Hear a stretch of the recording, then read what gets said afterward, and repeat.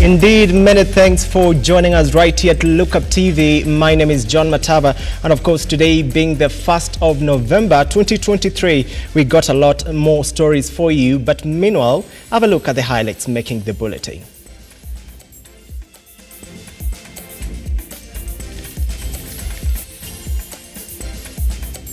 Tonight, first-time national ID applicants to be issued with Maisha number in its pilot program, says Immigration and Citizen Services PS Ambassador Julius Bitok.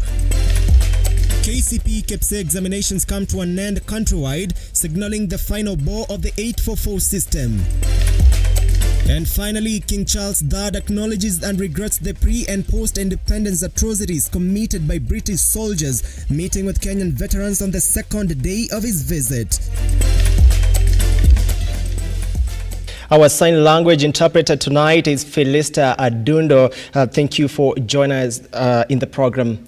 The government has kicked off the pilot phase of digital ID ecosystem and the Maisha number rollout in the country ahead of the official unveiling. Civil society representatives led by Amnesty International Kenya Executive Director Irungu Houghton pledged to support public participation and stakeholder forums in the Digital ID Lodge.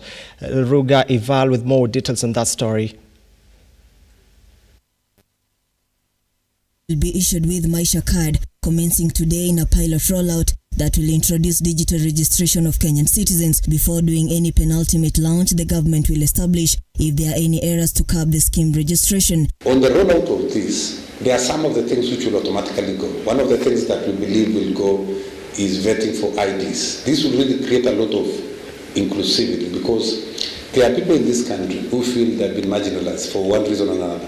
Immigration and Citizen Services Principal Secretary Julius Bitok have revealed that applicants who just turned 18 years and those seeking duplicate cards will be among the first to receive the new cards. Additionally, the government is planning to collect useful feedback on what it will take to effectively carry out the project. There'll be efficiency because you don't have to carry your ID, so you can actually transact quickly with your digital ID. It will also enable sharing of reliable data, which again builds on the trust, and also it increases the privacy for individuals. It is a pilot program that is set to be achieved through cumulative efforts between the government and civil societies. Speaking during its launch, Executive Director Irungu Houghton urged the partakers to ensure that data have been handled safely and securely. Of course, the bigger context is really service provision, human rights and data governance, and that's the bigger frame. And if we are to go to these international fora and these continental fora with something to offer, then I think we have to make sure that these three elements of quality, essential service provision, leaving nobody behind, human rights that respect everybody's rights regardless of their identity. Maisha cards will feature a unique personal identifier known as Maisha number that will be the primary lifelong registration and an identity footnote for its holder. All newborns as from today will be issued with the number to use as their birth certificates and subsequent registration for government services inclusive of education enrollment and health services. When we roll out this effectively, where we capture the details of a child when they are born and we have their family tree diagram, then there will be no need really to subject those people to vetting because all the information will be in our databases. There will, however, be no mass registration for Maisha number. The government will gradually eliminate the second generation identification cards in favor of Maisha card with the current ID number translating to Maisha number. Ruga Ival, Lookuptv. Thank you so much, Ruga, for that story. Moving forward, King Charles III has acknowledged and regretted the pre-post and independence atrocities committed by the British soldiers on Kenyans at the forefront of the struggle for independence. The King of England noted that even though it is not possible to correct the injustices made, his visit to Kenya seeks a deeper understanding of the effects of these injustices and, however, a forge of the united front with the government of Kenya going forward. On his second day in the country, King Charles met with Kenyan veterans visiting the Kariakoo Cemetery, among other places. Mabibi na mabwana, hamjambo, niaje, ni furaha yangu kuwa nanyi jioni ya leo. It is an aura of happiness that engulfed the evening banquet at State House, Nairobi, as President William Ruto hosted King Charles III and his wife Queen Camilla. Top government officials and opposition leader Raila Odinga attending the colorful evening event. However, amid this happiness and exchange of diplomatic pleasantries hung a cloud of memories of the suffering of Kenyans who were at the forefront in the struggle for independence endured in the hands of British colonizers. King Charles acknowledging and regretting the atrocities committed by his government. It is the intimacy of our shared history that has brought our people together. However, we must also acknowledge the most painful times of our long and complex relationship. The wrongdoings of the past are a cause of the greatest sorrow and the deepest regret.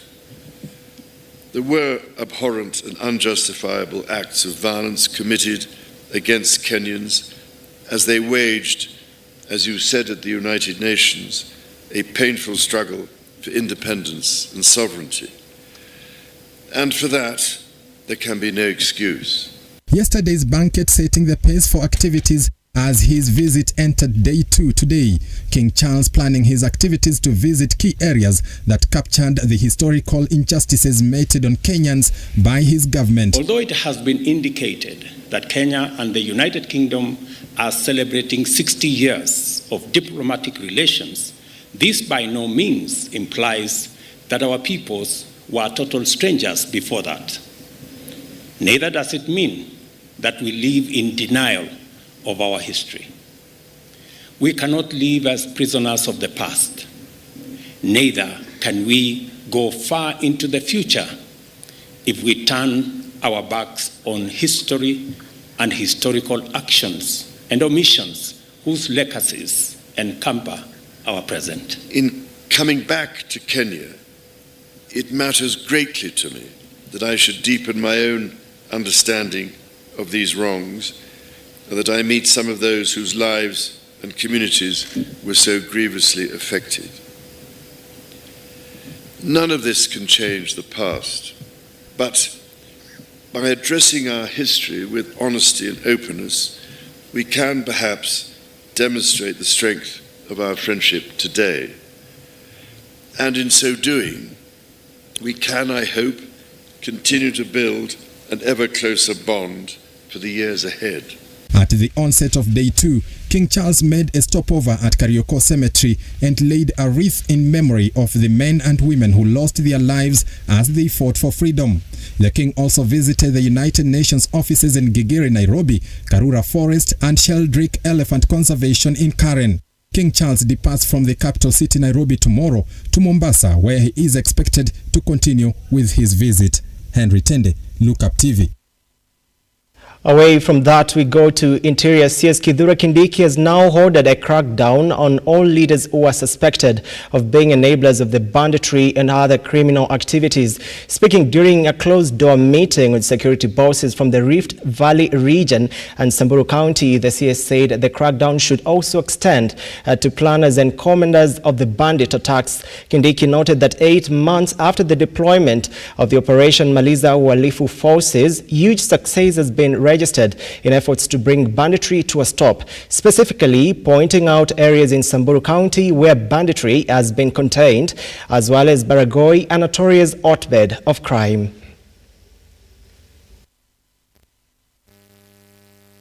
Security organizations are determined to do everything to face livestock thefts and banditry, which are estimated to have operated for the past 60 years until now without solutions, with a significant strides made towards the suppression of banditry in the North Rift region. Less than 8 months since the security forces from different security units were deployed to patrol and run operations in the area adversely affected by the banditry menace.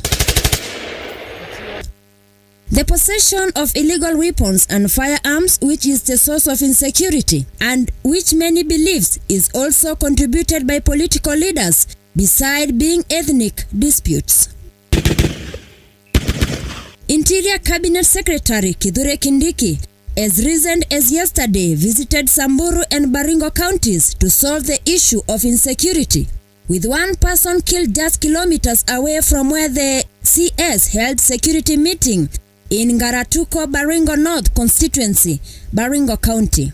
The intelligence unit has now taken over the steering wheel to run the operation and face the bandits. The assumption remaining that there could be a few senior government officials orchestrating the mess. Just a few days after Baringo East MP William Kamket was compelled to record a statement at the DCI offices regarding insecurity in the area.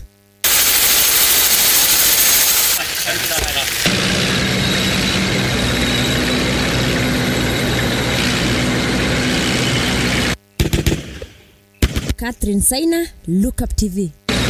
Thanks, Catherine Saina, for that story. Moving forward, the KCP and KPSEA examinations of today come to an end across the country. The KCP examinations signaled the end of the 844 system, with over 24 million Kenyans having sat for the examination in its 38-year existence.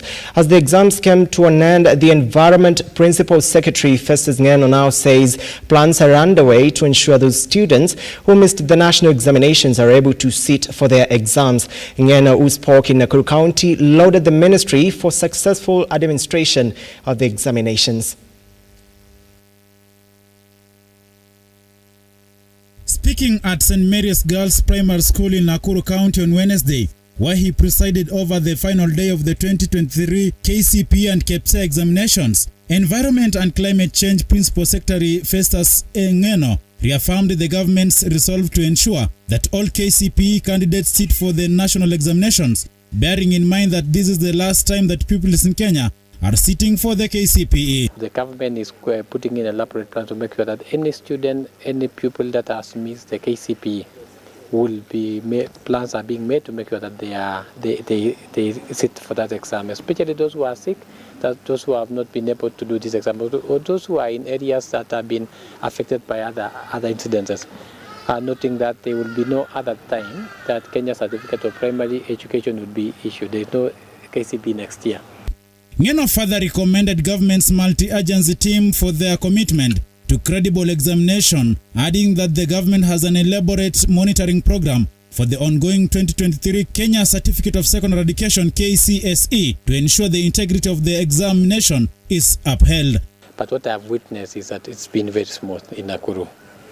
And the reports that I have received is that all the areas have been reached, no incidences have been reported. As students continue with their long holidays, Mr. Ngeno also appealed to parents to exercise vigilance on their teenage children to ensure they avert cases of indiscipline among the youths.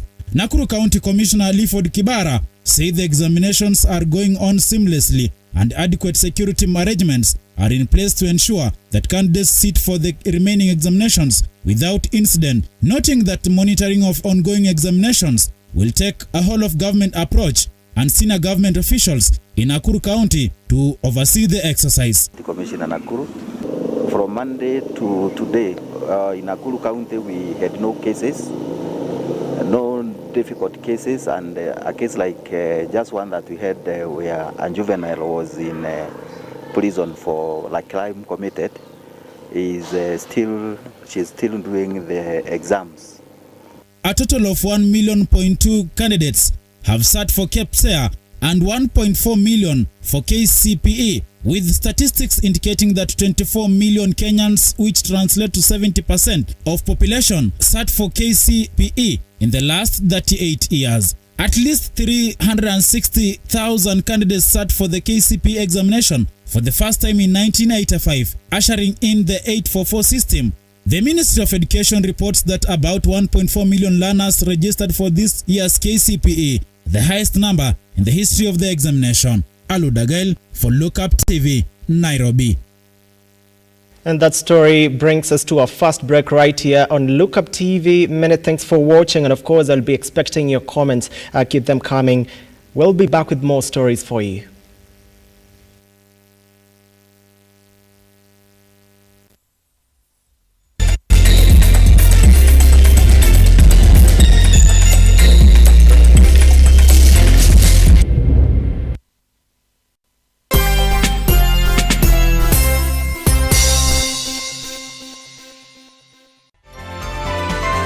Infinity Industrial Park is one of the largest private industrial parks located along Eastern Bypass, Nairobi, which provides modern infrastructure for smooth operations for industries and business enterprises. Infinity Industrial Park offers world-class amenities and facilities with wide roads, a police station, a power substation, fire station, public transport stage, hospital, and shopping mall. In addition, Infinity Industrial Park also offers CCTV cameras, 24-hour private armed security patrol, sewer, water, fiber optic cable, and 3-phase power connection, added to public utility, canteen, and dining areas. Sail on the golden opportunity to invest in Infinity Industrial Park fully serviced warehouses at a special price of 3,569 Kenyan shillings per square foot. For more inquiries, visit our website infinityindustrialpark.com.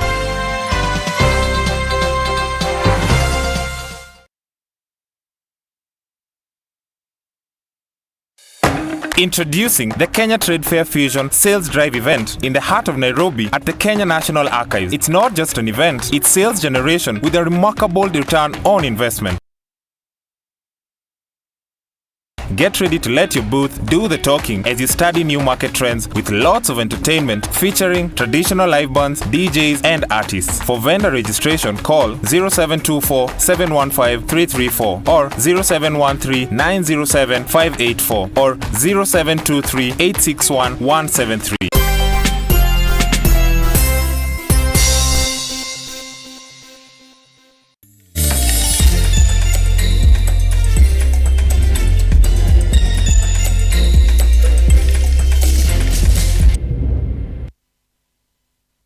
Welcome back to the program. Our sign language interpreter tonight is Philista Adundo. Moving forward, the government is set to review its list of hardship areas in the next 3 months. This according to the Public Service Cabinet Secretary Moses Kuria, who appeared before the Senate, insisting that the move is aimed at including zones which continue to face various challenges and have not been categorized as hardship areas, while also dropping places whose situation has improved.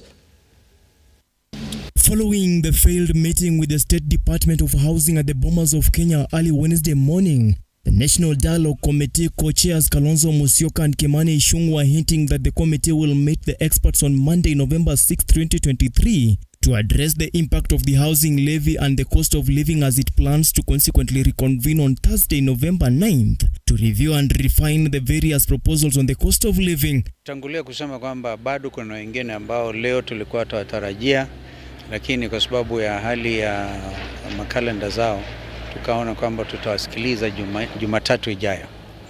Kisha baadaye timu zenyewe zitajaribu kuyatatua yale ambayo yako pale. Sio kuyatatua, wengine wenye ushawishi mkubwa, wengine ushawishi mdogo hivi, lakini hatua ambayo tutachukua sisi wenyewe itabainika wazi baada ya kuwasikiliza wote. The committee will consider legislative instruments that will inform the policy, legislative and administrative framework ahead of the retreat from November 12, 2023, to commence the drafting of the final report slated for presentation to President William RUTO and Azimio party leader Raila Odinga, and finally table it in the bicameral houses. Big issue of the cost of living. So we resolved that because today we're supposed to get Minister of Housing to make presentation, but they were not available, so we've agreed that they will join with the Treasury team and the Energy team on Monday, and we're also going to get other experts so that we're not just going to be dealing with implementers of these taxation proposals in order to get a balanced view to enable the work of this committee. We would want to hear other experts as well. So those ones are going to be, a statement is going to issue for the Kimani say. Other experts who will also appear before the NADCO on Monday include officials from the Treasury and the Ministry of Energy, with the extended invitations to experts to participate in the roundtable engagement on the issues surrounding the high cost of living. Economic experts were, And they're even more appraised with local issues than even those in the Bretton Woods institutions. Therefore, since they have not confirmed, we have not scheduled them, since they have not confirmed appearance. As His Excellency has said, by Thursday, we shall now review and consider as a committee all the proposals that will have come to us from all the experts, and thereafter retreat to do the final report. And as His Excellency has said, on or before the 22nd, we expect to give the final report to the principals and also table our report before Parliament, both houses. The two co-chairs who came out to clarify on the failed meeting, consequently promising to meet the experts on Monday, November 6th, to address the impact of the housing levy and the cost of living as it works around the clock to beat the 90-day deadline set to lapse on November 26, 2023. Stanley Lugaria, Lookuptv.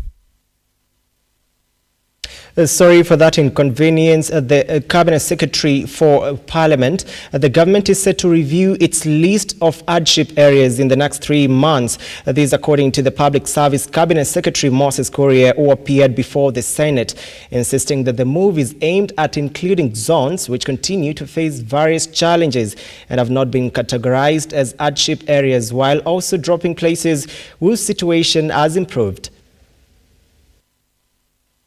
Appearing before the Senate today, Cabinet Secretary for Public Service Performance and Delivery Management Moses Kuria has hinted at the ministry revising the list of hardship areas to include zones which have not been categorized as hardship areas, while also dropping places whose situation has improved. It is my commitment that within the next 3 months, this process will have gone through Cabinet, will have been concluded, so that indeed the disparities that the Senator has talked about are addressed.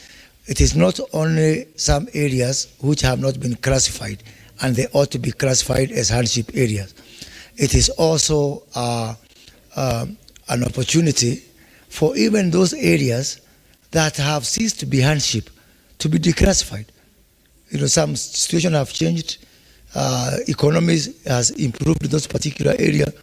We've got some very rich areas which are still existing as hardship area, and they need to be removed so that we give way to some areas which now also qualify to be termed as hardship areas. So that is what we are doing. That's my commitment, Honorable Senator, that within the next 3 months from today. Nominated Senator Veronica Maina raised concerns as to why Mwea constituency in Kirinyaga County had not been classified as an hardship area, considering adverse conditions in most parts, further seeking compensation of public servants who serve in the region. When does the ministry intend to classify Mwea constituency as a hardship area in order to compensate public servants who serve in the region under adverse conditions? Some of the areas that government has classified as hardship areas for public servants include Baringo, Garissa, Isiolo, Lamu, and Mandera sub-counties. While at it, a section of senators posed the need for clarification from Moses Kuria on the plans to enhance the National Youth Service, a move that will see them recruited to the National Police Service. Kenya School of Government, which is also within my ministry, we are working with them to ensure that we create some higher qualification for young people who excel within the National Youth Service to be able to be trained by Kenya School of Government so that they can now also join the mainstream civil service, and we give them the first right of refusal or acceptance, because everybody in this country deserves a chance. John Matava, Lookuptv. Moving forward, the Retirement Benefits Authority, RBA, has decried unremitted pension contributions deducted by employers from employees and not remitted to the scheme, amounting to 40 billion Kenyan shillings. According to the authority's Deputy Director for Supervision, Caroline Wabwire, failure to remit has spelled doom to thousands of Kenyans who face retirement without accessing their contributions. Wabwire further issued a warning to a section of the county government tournament, parastatals and the universities, among whom she said are notorious for defaulting, while noting that consultations are underway to engage the Kenya Revenue Authority as the debt collector agent on behalf of the scheme. However, she says this must be anchored in the law to give KRA powers to do so. Take a look.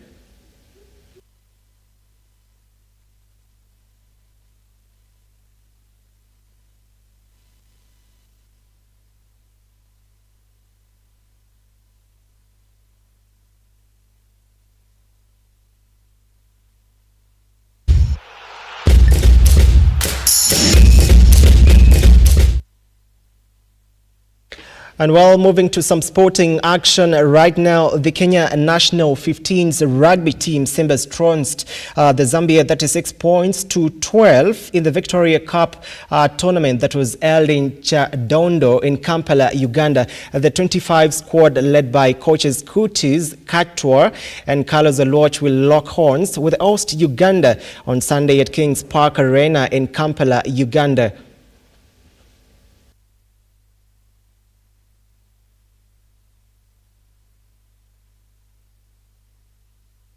The defending champions Gor Mahia defeated Shabana FC by a solitary goal in the FKF Premier League fixture played at the Moi International Sports Centre, Kasarani. Ronnie Onyango's goal in the 89th minute sealed the win for Sirkal, who are now in the second place with 19 points, 7 points with the log leaders Posta Rangers. In other matches, Bandari FC won 3-2 against Kenya Police FC. KCB lost 3-0 against Sofapaka. Tusker FC were trashed 1-0 by Ulinzi Stars. AFC Leopards shared the spoil with Kariobangi Sharks after the barren draw.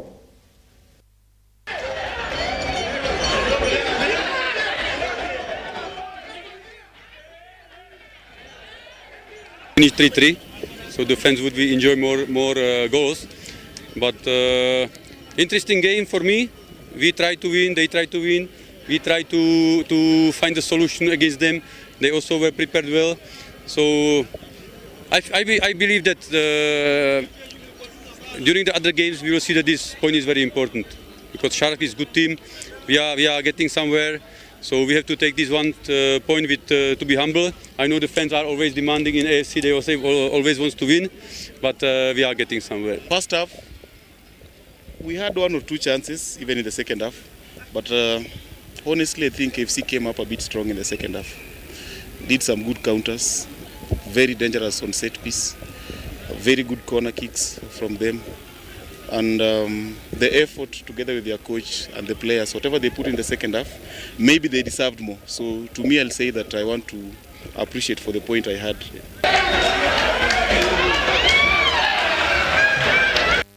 The Carabao Cup round of 16 is set to resume tonight with olders and struggling Manchester United set to host Newcastle United at Old Trafford. In other fixtures, West Ham will host West Ham. Liverpool will travel to Vitality Stadium to play Bournemouth. Chelsea play Blackburn Rovers as Everton play Burnley.